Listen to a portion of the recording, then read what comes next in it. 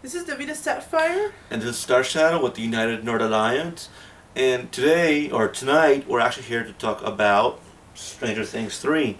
Now, it's been almost a month since it was released on Netflix. Yes. And we waited this long to make our video because we, at first, wanted to do one where we didn't spoil anything. But that's kind of impossible because there's so much to talk it's about. much to talk about. There will be spoilers. Yeah, so if you have not finished Stranger Things 3 yet, or if you have not started it yet, then... Unless you don't care. If you don't care, then yeah, you can stick around. But if you haven't started yet, if you haven't seen it yet, then, turn this video off now, come back after you've seen it. Yeah, go see it and then come back. Yeah. Okay, so first of all, I have to say, best season out of the 3. Yes, I loved it. I mean, I haven't seen a show so good. Yeah. Like, we work like constantly, and I just had to stay up until 2 in the morning yesterday. Yeah. I totally suffered at work, but I was like, I couldn't wait to get back to it. I just had to keep seeing it because Yeah. it was just It's so that good. good. And, the Stranger Things for seasons 1 and 2, they always do the whole build-up thing good. Yeah. The first one, you only got glimpses of Demogorgon. The second one, you only saw the Mind Flayer and Yeah. the Hydra and the shadows. And this one just builds up to where it keeps you on the edge of Yeah. your seat, and you're actually sitting there freaking out and screaming at the TV and Exactly. clapping. This one just takes the whole good build up and just makes it 10 times better. Yeah. It's like I said, the best out of 3, and I would have to say And the best Netflix series I have seen to date. Yes, because it's been years since I've actually seen Yeah. a really good series. I'm not saying it's bad because the Orville's pretty good, but I'm saying No. I mean best, like, oh my god, one that literally edge of your seat, giving you anxiety. And then when you're sitting at the end, you're like, wow, you're in shock, kind of. I think the last show to give me that kind of anxiety or that kind of edge of my seatness was Dark Skies when it first came out, which was really awesome. And then talking about that, the one who actually did it in movies was Endgame. Yeah, Endgame. And but this one, oh my god, you're just like this on your seat, doing this or doing this. Screaming at the screen. You're clapping. And the thing is, it made me actually cry. I was actually crying at the end. The last episode was the last thing to make me cry was Avengers Endgame. Yeah. And I was like, what's wrong with me? It's just a show, but it's just that... It's just that good and that engrossing. And, you've grown with the characters, and the characters are so much better. Yeah. They're don't get me wrong, they're good in all of them, but they've just grown into it. They're just, really good. Yeah, it's like, they were good before, but they're just, amazing. They're top-notch now. Yeah. They went from being great and also being freaking top-notch now, and, the whole thing, it got darker, but in a good way. It's like they can handle the material better now. They're grown up. They can handle the more darker material now. And it's just good. Yeah, it's just really, really I don't know, it puts you in that spot to where you're like, I haven't had something you feel like you're with the characters, you're in the show with the characters. you feel like part of the story. Yeah, you just feel like that hellish foreboding, the things coming to get you. Yeah. You're just freaking out because you're not, you're like, oh god, it's gonna get me. Yeah, it makes your heart beat fast. fast. It's coming to get you, but it's so stupid. Yeah. It's getting them. Yeah, it's making your heart beat fast. You want to run. You want to get up and run. Yeah, which is, I love these kind of shows because they're so hard. Even in movies, it's so hard to get this because you get those dumbass scary movies and you're sitting at the end okay, so you kind of get freaked out at the end of the night, but still didn't have that effect. Or, they're running, dropping their keys, so obviously purposely fumbling, or this. For example, Annabelle. Yeah. That was that's ridiculous. That's ridiculous. It's interesting, but ridiculous. And I mean, there is some scary moments, but this. Yeah, this is not that. This is. That just blows it out. Yeah, like I said, the best Netflix series I have seen to date.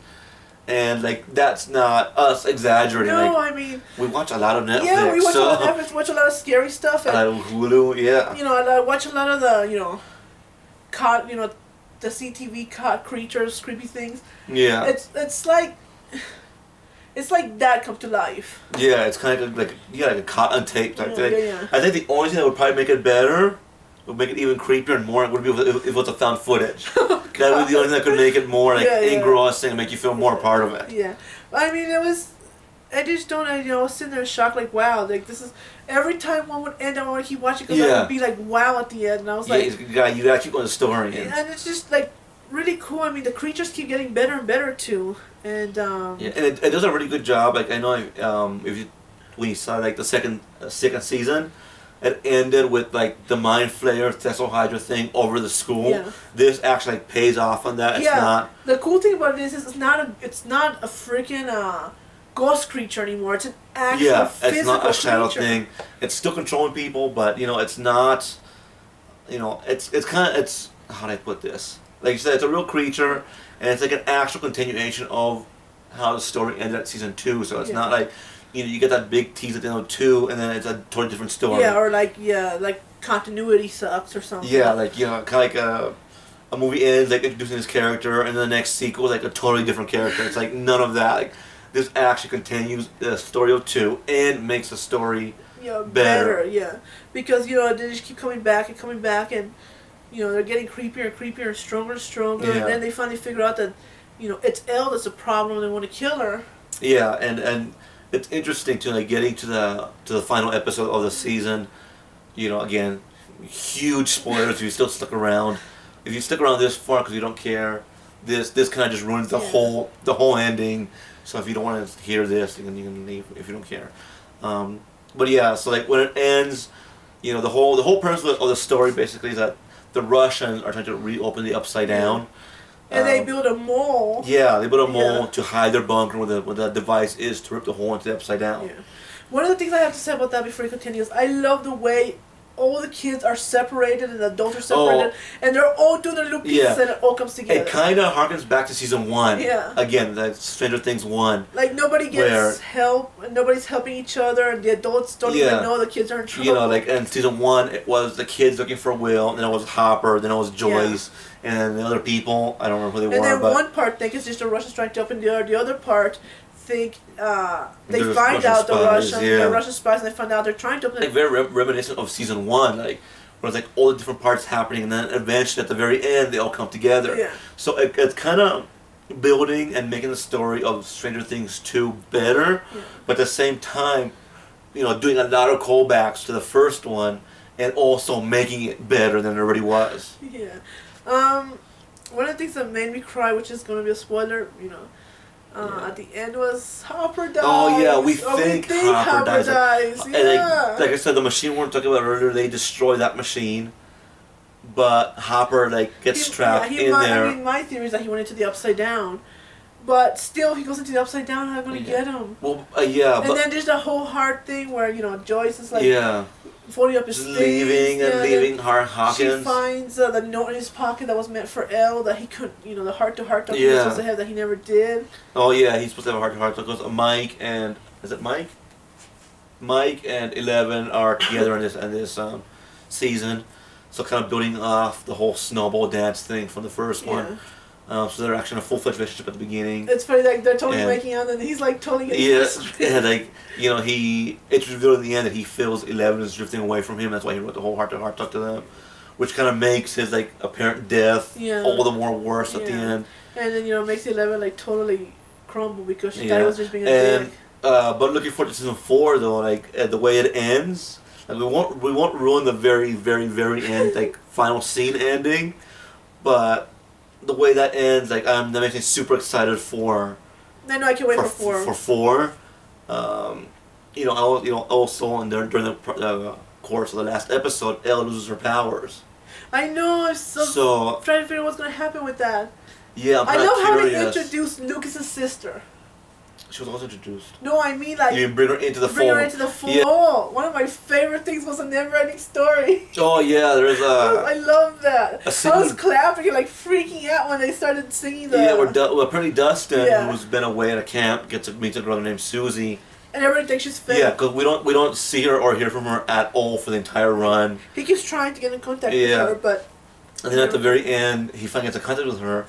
To get Planck's constant, the number, because the number is a code for something. And the only way she'll give it to him is if he sings Never-Ending Story with her. And they had the whole sequence with them. It strangely goes. Yeah, strangely goes. It's so awesome. The funny part is they're singing, and one part of the kids are being chased by monsters. Yeah. And they're sitting there in the car like, what the, because it's going over the radio and everybody's hearing it. There's like a Stranger Things version of the T-Rex chasing Jurassic Park. And it just goes with that. Yeah. It's so cool because it's chasing them and the kids are like, what the fuck? They give it like, what the fuck looks to each other. And they're sitting there seeing them already start because she won't give him the code unless he sings it with her. Which is funny. What did he call, what was he, Susie? Poopsie Susie or Susie Poo. And then she calls him Dustin Bun or Dust Bun. It's funny at the end. Yeah, at the end too. Before the end scene, they're like torturing him with that song. Yeah, like we sing the song back. Lucas and Max are singing a song to him. It's so awesome. They want him to sing it to them. He's like, no, that's only for my Susie. Yeah. And it's so hilarious because they're sitting there, they're singing, and they don't remember the words because apparently they're not as much of nerds as they are. But they're like keep singing just the front intro. Yeah, they're trying to sing it. Another thing I really loved about this too is Steve, the character of Steve. He's really grown. He went from being like a complete and total like asshat in the first season to actually over the course of season 2 and even more in the course of 3, like just being like a super cool character. Yeah, like, I know, and he's actually like taking charge. And he's cool. like he's not a total douchebag or just a popular kid. Yeah, like he kind of like learned some lessons. Yeah. It's kind of like a cute. I kind of love how they took Nancy away from Steve though, because he's not with her anymore. Oh yeah, she which I was in season 2. Jonathan, yeah. Yeah, but their relationship, is getting, I kind of love to see how theirs kind of grew over the course. Yeah. Even though they're just like everybody seems to be breaking up in this one and getting back together. It's really it's kind of what? Annoying. Yeah, it's the breakup season. Yeah. But, I mean, that's not really annoying because like, in a way it kind of progresses the emotional growth of the characters, but at the same time, I mean, maybe it could be done without the whole breakup subplots, but at the same time, maybe it couldn't. It's kind of cool. It's still kind of cool, but it's kind of to see them fighting, and it's kind of. I know it is kind of amusing to them. But it's just like squabble. At the same time, I mean, it's like, you're like, okay, is this just like. At first you're like, is this just a breakup season? Yeah. But then it gets cool.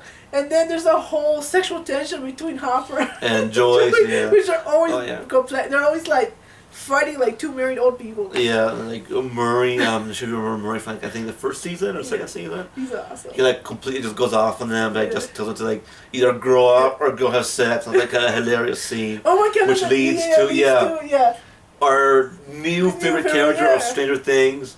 Alexei, the Russian scientist. Awesome, I love him. Like, he's adorable. Yeah, like his story. I love his story, and like, I super hate the way it ends for him. I know, it's so it's not annoying. Fair. Yeah, and sad, and sort of unfair for him. Because he's like, they kidnap him and they have him tied up. Yeah. And then Hopper just gets sick of it, throws him out, and Hopper realizes that he just wants to stick with them. Yeah, and then he goes back. I guess because he was a prisoner in Russia. No, like I said, if he knew if he went back, okay, they'll just think he talked and they'll kill him anyway. See, the thing about this is he's like more free here. Like, he's not a prisoner of them, but at the same time he's not as restricted. Yeah, because he's restricted, so in a way, going back to his country would be like a prison to him. Yeah. And all he wants to do is have fun. He's so adorable. Drink Slurpees. Yeah. I love there was one scene when they threw him in the car and he had this little Slurpee. He was like, like holding a Slurpee like handcuffed. He's like so adorable. Yeah, like I'm really hoping that Funko makes a pop of him, because I want Alexei Pop with his Slurpee, like handcuffed holding his Slurpee. He's like the adorable Russian, like the adorable Russian dude who just got his freedom. He's just like he's like a little kid and he's trying to get a hold of everything. Yeah, like, it was so cute. They had this fair scene, that was where he gets killed, and he wins a giant Woody Woodpecker. Yeah, and he's so happy with it, like hugging it. Which makes his death even worse. It was so sad. I was like, no, Alexei. Yeah, it's like, why? But it's like, I love Alexei, they killed him. Like, how could you guys do this? Yeah, on such an unfair way that he goes out to. I know, because he was such a little kid, and he was like, he's like grown-ass man. Yeah. He's just an innocent Russian who's been sheltered his life. He just is getting out there. He's like a little kid who's just been given his freedom. And for like, for me as being a geek and stuff, a nerd or whatever, I don't know. Yeah, whichever one works, which, some of them, geeks... I find more it sci-fi and nerds. They're interchangeable, but they're more math and like. Yeah, I heard like one's books, one's sci-fi. But whatever. But anyway, just being that and being grown-ass people and then seeing a grown-ass man act like that. Yeah. Like, you know how he feels, so you kind of identify with that character. Yeah. So you just want to, like, go up to him and just hug the bejesus out of him. You're like, you're so cute. And then he dies. Yeah, that was kind of... It's not fair he dies, though, because he should have had his freedom. I know, I can't... He doesn't even get to see the monster. I kind of wish we would give it a more of a happy ending. It would have been fun for him to at least see the monster and die in, like, an epic way. Yeah, at least die going out, like, helping the kids. Dying, like, hugging his woodpecker. Yeah, or no, he actually died alone. Because Murray went to get help, so he just kind of dies alone, just hugging his woodpecker. Which makes me so sad. I know. He loses his woodpecker because what's the name has to just get help, but it's so sad. I love the scene though because there's just like horrible, mayor. Oh, the mayor, yeah. Yeah, and he's at fault for getting. Yeah, he's in cahoots with the Russians. He's at fault for getting Lexi killed. Yeah, he also at fault for the Russians being Hawkins in general. Like he sold them the land to build the mall so they could build an underground bunker. Yeah, because all he cares about is money. Yeah. But it's so funny because she sees him sitting there and she knows she can't do anything to him.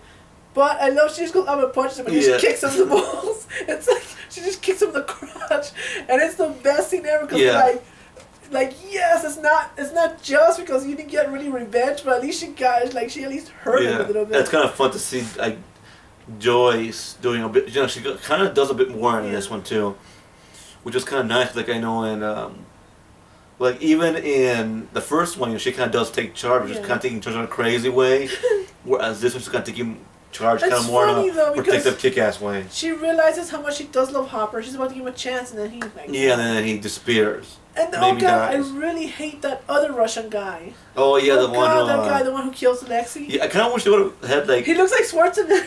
Too. Yeah. They actually have a reference about that. I kind of would have been cool if they made him because he like seems extra strong. Yeah. So kind of would have been nice no, they should have had him have been one of the children like Elle. Yeah, or maybe had some upside down juice or something. Because they have upside down juice now. We think it's upside down juice. Yeah, I think it's upside down juice because of like this green shit. Goo, yeah. But I mean, which is not explained. Hopefully, this explains. Oh yeah. More. All they do is use it to eat shit. To power the machine. The power of the machine to crack them upside down again. But I guess we'll find out when Stranger Things 4 comes out. If I'm not sure if it's been confirmed or not. But whenever that comes out, I guess we'll find out. Oh, that's another. One of my favorite scenes. Sorry, I have to put this in here. Is when Lexi tells Hopper that he's Fat Rambo. Oh yeah. That's like my favorite. That's like one of the best ones. Yeah. Because you're like, wait, there could be a Fat Rambo. The way Moran to translate it. But that is so cool because it comes back to that, and when he's in that bunker. He actually takes a machine gun and looks really cool. He shoots and he looks like Rambo. So you're like, hey, Fat Rambo. But yeah, Lex is just an awesome character, and it's not fair that we won't see him in season 4. I really hope he fucking makes a pop because I want to make a pop. with a Slurpee. Yeah, they need to make several of them though. Yeah. One with his I also want because in the last episode, Hopper actually after he shoots the Russians, Hopper, Joyce, and Murray actually put on the uniforms. So I want a Funko Pop of them in the Russian uniforms. Yeah. It's really cool though, because I've been dying to learn Russian, and we have this new Russian friend when you're trying to learn Russian with. But I just wish now that I would have started sooner, because then I would have totally been able to understand it instead of having to read the subtitles. Yeah. But yeah, if you've seen it, I mean, if you probably stick around, you've probably obviously seen it. Let us know what you think about it. Do you agree with us? Was it the best one, or is it just the absolute worst one for you? The thing about this, it might be the best for us because we love that kind of dark. Yeah. We like having the feeling, but for you, it might have given me anxiety, and you just totally hated it. And kind of like for us, so I loved it when Harry Potter went all dark and Order of the Phoenix. I mean, for me, it was not a piece of shit. It was the most.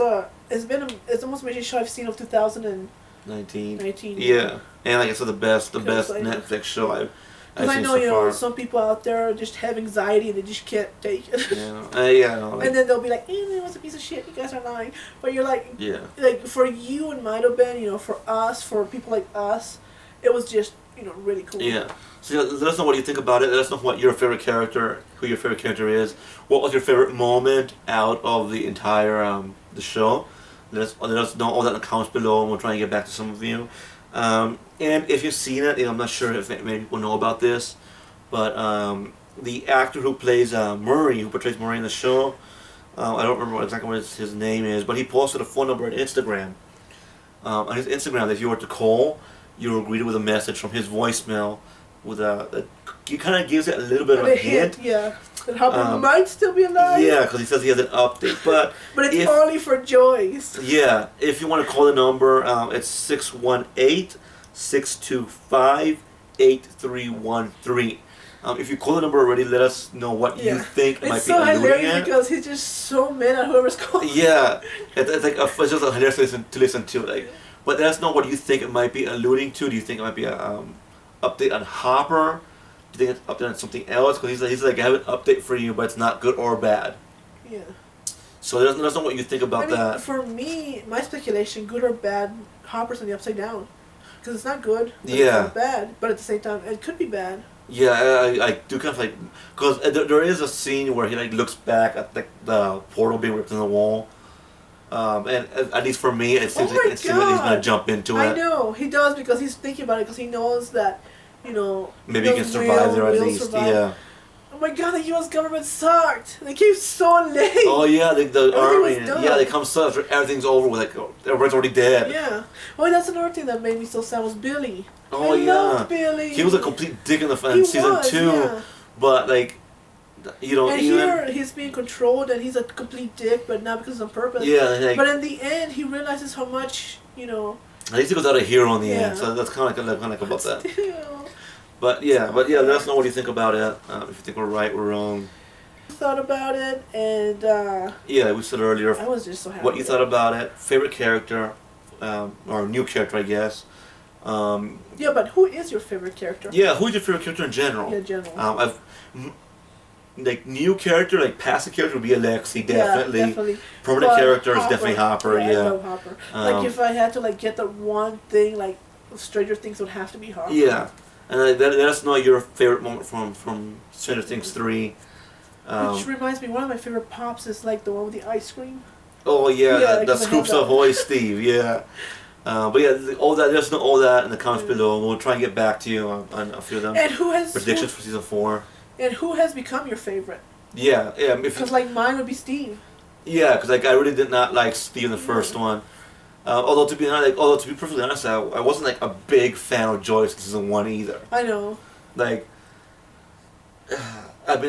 She was a cool character, but I wasn't such a big fan of her I am now with 3. Yeah. So another one I have become a fan of is Dustin. Yeah. I never really cared for Dustin. Yeah, he was kind of the worst of not really the worst of. I know. But, he's just the one that you just kind of pushed aside whatever. Yeah, there's Will, there's Mike, and there's Dustin.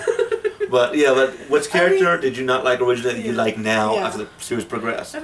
Dustin, he had Dart and everything, but he still pissed me off. Yeah, I guess he pissed you off because he had Dart. Yeah. You should have done something about Dart to begin with. Yeah. Okay, but we're rambling now, and that's a discussion for another video. I'm thinking we should probably do a video where we compare all 3, talk about all 3. Yeah, we should talk about all 3. We could probably do that after we do our marathon. But tell us what you think, who your favorite is, who your not favorite is, who became your favorite, who's your new favorite, all that. And we'll see you next time, and we'll be doing a video on Battlefield Earth. Oh yeah, we're gonna hopefully bring back our Was It Really That Bad series. I know we had a few episodes before, but the first one back was gonna be Battlefield Earth. Yes, and spoiler alert, it wasn't really that bad. It was that bad, yeah. It was that bad-ish. You watch the video to hear our complete thoughts about it. But yeah, stick around for that. And in the meantime, this is Star Shadow signing off. And thank you for watching, and thank you for staying for our ramblings. Yeah, hopefully you enjoyed our long, repetitive ramblings. But thank you so much for watching. This is Davida Sapphire. This is Star Shadow, and we'll see you next time.